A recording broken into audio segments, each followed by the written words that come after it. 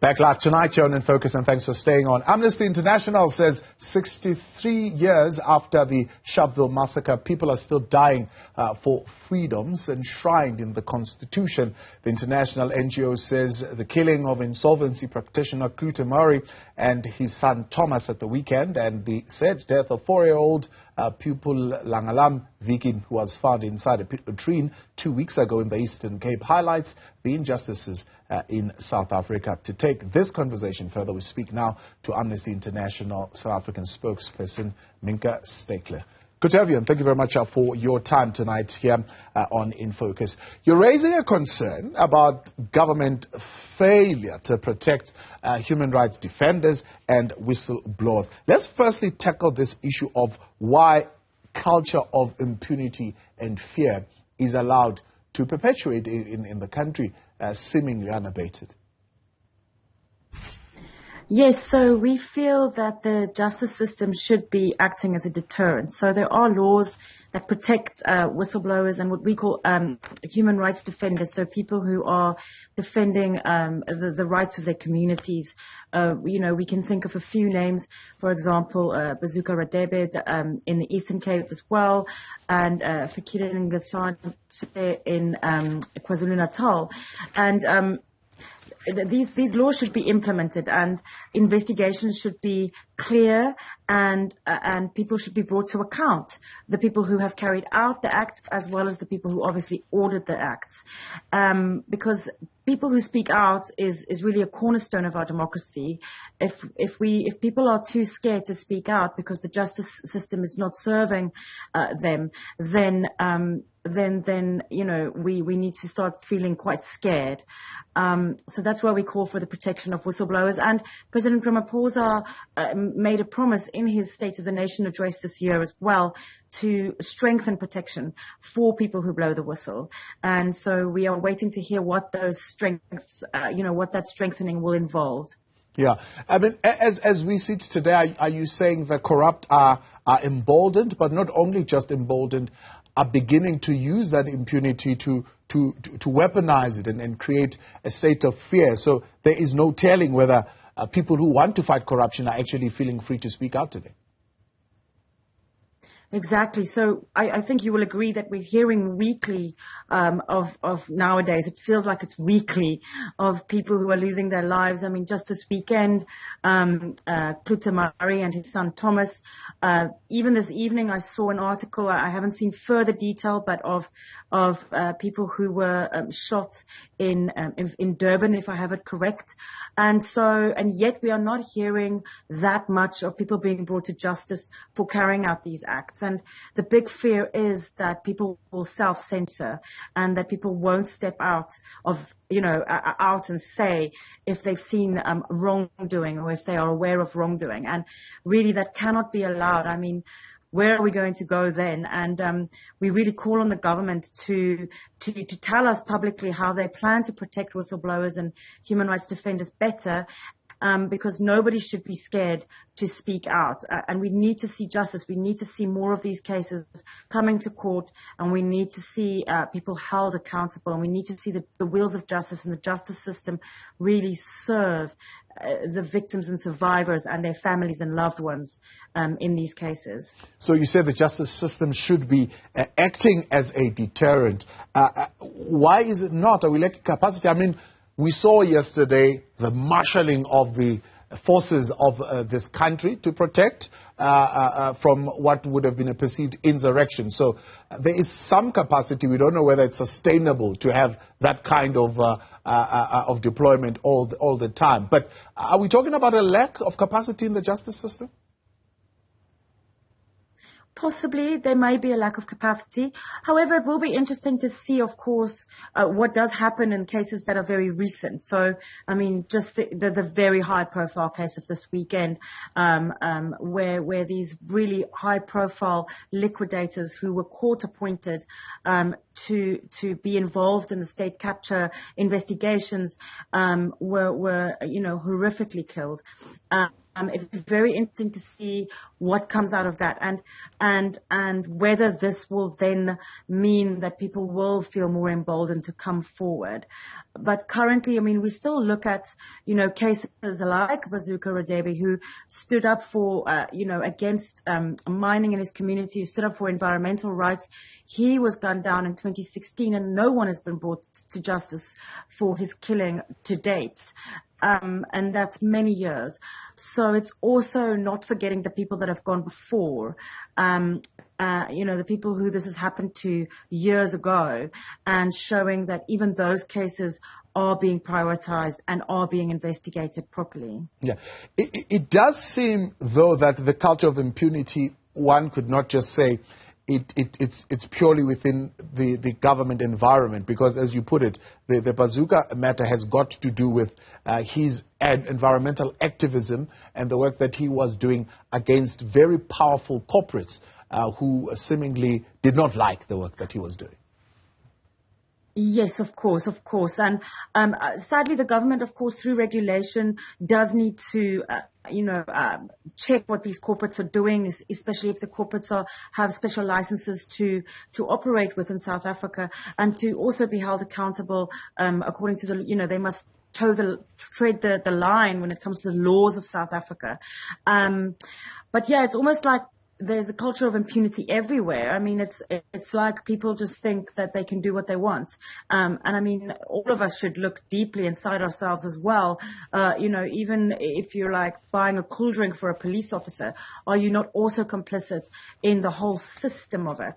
So there really is a lot to change. As we've said, the judicial process, but at the corporate level, the government holding corporates to account, but also at the individual level, even little things that people think they get away with really should not be allowed in our country anymore. We really need to start cultivating a society where we are, where we know that if you do, if you break the law, you will be held accountable.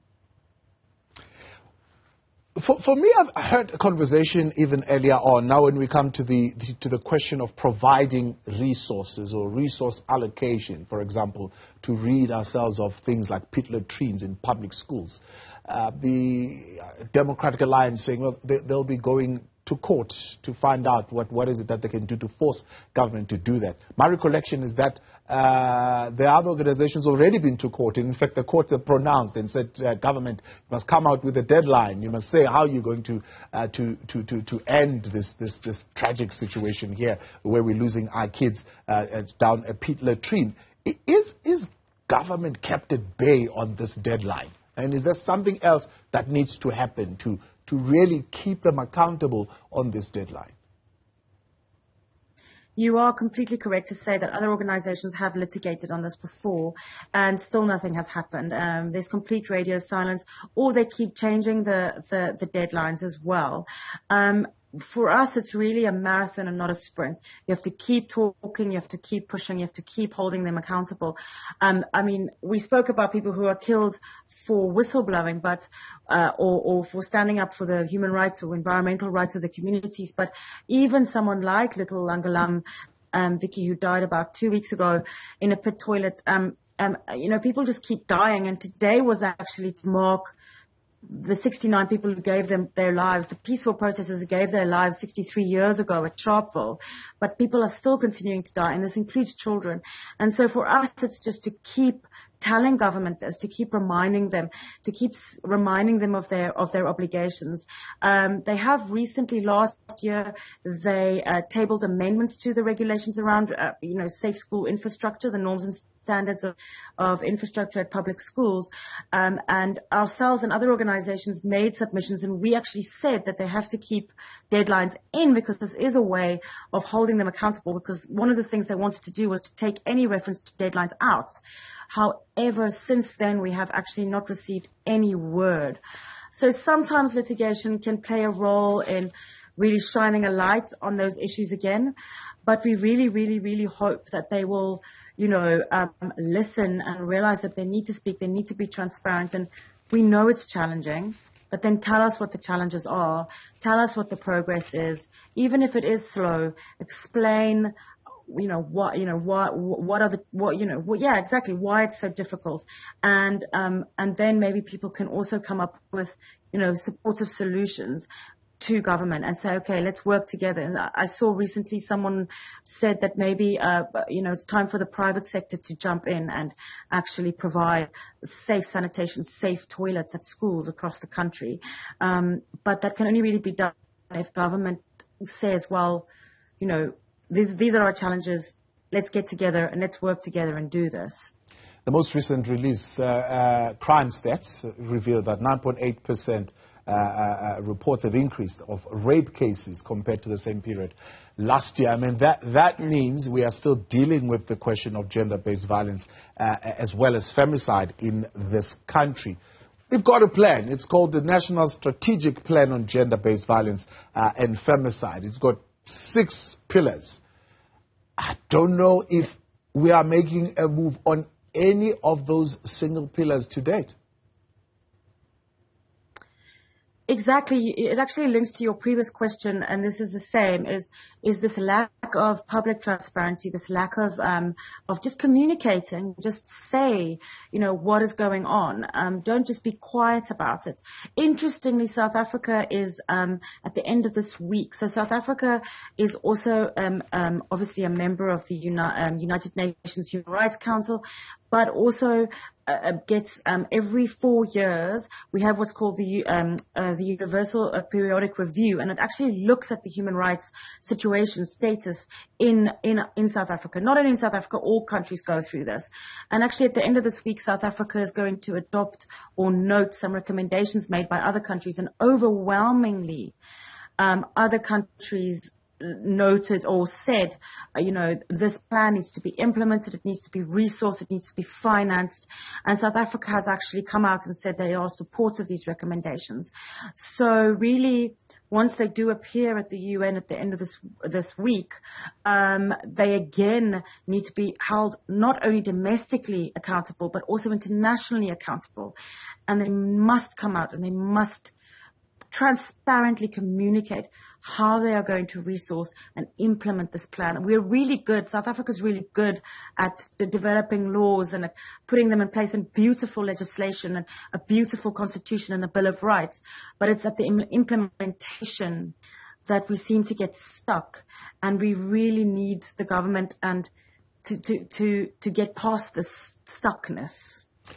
Of course, people's lives are at stake, right? Women, children at schools, it's life and death situation.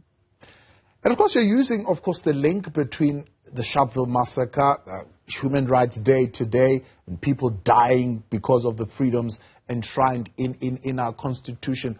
One can help but think, how does the state deal with days like this where they commemorate such days of gross human rights violation? Do these days serve to get them to reform, to act differently, or are they just engaging in lip service? What it looks like at the moment is engagement in lip service. It looks like, a lot of speeches happen today, a lot of talking, a lot of talk shopping. We've heard it before. State of the nation, state of the provinces, Human Rights Day, Youth Day, Freedom Day. These days are important to act again as wake-up calls or as reminders. And so for us, when we reflected on today, we thought, okay, well, there's a lot of lip service happening, but not a lot of action. And yet we are commemorating people who gave their lives for these freedoms, who made it possible for everyone who was allowed to vote in 1994, of age, to vote and to walk freely and to walk without a pass, because that's what, a passbook, that's what the Sharpeville Massacre protests, that's what the peaceful protesters that day were about. They wanted the passbooks to be, to be ended. And yet people are still dying, either through hits or by falling into toilets that shouldn't have been there, or, and just by a lack of implementation of laws, or being killed purely for being a woman or a child. And so the dying continues, and just the lip service really needs to end. The talking, it's nice to commemorate a day like this, and we think it's important from a wake-up call, but we cannot go again next year and still have no implementation of, for example, the plan on gender-based violence and femicide. Like, we just, people in South Africa just do not have the time to wait another year before there's implementation. Mienke, appreciate your time. Thank you very much for coming on tonight and raising these issues sharply with us. Mienke Steytler speaks for Amnesty International South Africa.